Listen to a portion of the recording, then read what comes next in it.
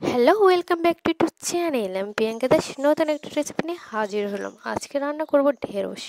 তো ঢেঁড়সের অন্যরকম একটি রান্না, খেতে কিন্তু দুর্দান্ত লাগে, দেখতেও কিন্তু দুর্দান্ত। তো ওইখানে ফ্রাই প্যানে গরম হতে আমি এখানে তেল দিয়ে দিচ্ছি অল্প পরিমাণ, আর এখানে এর জন্য লাগতেছে ঢেঁড়স। তো ঢেঁড়সটাকে আমি কুচি কুচি নিয়ে নিয়েছি, একদম পরিষ্কার করে নিয়েছি। মধ্যম সাইজের ঢেঁড়সটা নিয়েছি আমি। আপনারা বড় যদি ঢেঁড়স হয় অবশ্যই কেটে নেবেন মধ্যখানে। এখানে দিয়ে দিলাম ঢেঁড়স, আর সাথে দিয়ে দিলাম নুন আর হলুদ, আর দিয়ে দিলাম ডালের বেসন। এটাকে ভালোভাবে আমি এখন ফ্রাই করে নেব। হালকা আছে এটাকে আমি ভালোভাবে নাড়াচাড়া করে নেব হাতের সাহায্যে। খুব বেশি ভাজতে যাব না, তাহলে ঢেঁড়সটা কিন্তু সেদ্ধ হবে না আর খেতেও ভালো লাগবে না। এই ঢেঁড়সটা যখন কালারটা চেঞ্জ হয়ে যাবে তখন এটাকে আমি নামিয়ে নেব একটি পাত্রে। তো আমার ঢেঁড়সটা হালকাভাবে ভাজা হয়ে গেছে, হালকা ফ্লেমে হালকা আঁচে ভাজা হয়ে গেছে। তো এই প্যানেই আমি দিয়ে দিলাম আমার মশলা পেস্ট করা অল্প পরিমাণে মশলা, খুব বেশি মশলা লাগে না এখানে। মশলাটা দিয়ে দিলাম আদা জিরা বাটা, আর কাঁচা লঙ্কা আর শুকনো লঙ্কা অল্প পরিমাণে বাটাটা আমি দিয়ে দিয়েছি এখানে।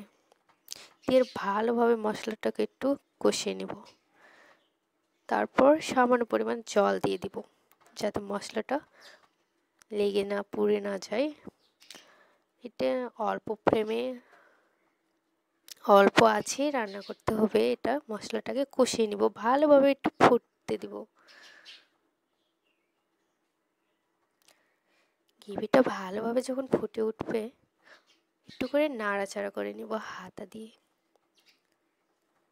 তারপর এই ফুটন্ত মশলার গ্রেভিতে দিয়ে দিব আগে থেকে ভেজে রাখা ঢেঁড়স। ঢেঁড়সটাকে অবশ্যই আমি ভেজে নিয়েছি, দেখতেই পেয়েছেন। তারপর ঢেকে দিব, ঢাকা খুলে নিব কিছুক্ষণ পরে। কিছুক্ষণ জন্য ঢেকে দিয়েছিলাম সেদ্ধ হওয়ার জন্য। ঢাকা খুলে দেখুন কালারটা কতটা সুন্দর হয়েছে।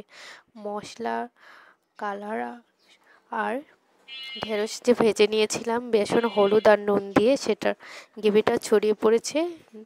সিদ্ধ একটু কম হয়েছে, আবারও ঢেকে দিলাম। তো ঢাকা দেওয়ার পরেই তো সিদ্ধ হয়ে গেছে, ঢাকা উঠিয়ে নিয়েছি। তারপর দেখুন গ্রেভিটা কতটা সুন্দর হয়েছে দেখতে। মশলাগুলো সব গায়ে গায়ে লেগে গেছে। এই পর্যায়ে আমি একটু নাড়াচাড়া করে এখানে টক দই দিয়ে দিয়েছি। এই টক দইটা আমি নিজেই বাড়িতেই বানিয়েছি, যদিও টক দইয়ের রেসিপিটা দেওয়া হয়নি এখনও। ভিডিওটা করে রেখেছিলাম বাট স্কিপ হয়ে গেছে ভিডিওটা। দুঃখের বিষয় এটাই যে ভিডিওটা দিতে পারিনি। ভিডিওটা দিব বলে করে রেখেছিলাম, বাট ডিলেট হয়ে গেছে আর দেওয়া হয়নি। তো ভালোভাবে এটাকে টক দই দিয়ে এখন ফুটে নিব। ফুটন্ত অবস্থায় এখানে সর্ষে বাটা আমি অ্যাড করে দিলাম। সর্ষে বাটা দিয়েও কিছুক্ষণের জন্য আমি ফুটিয়ে নেব।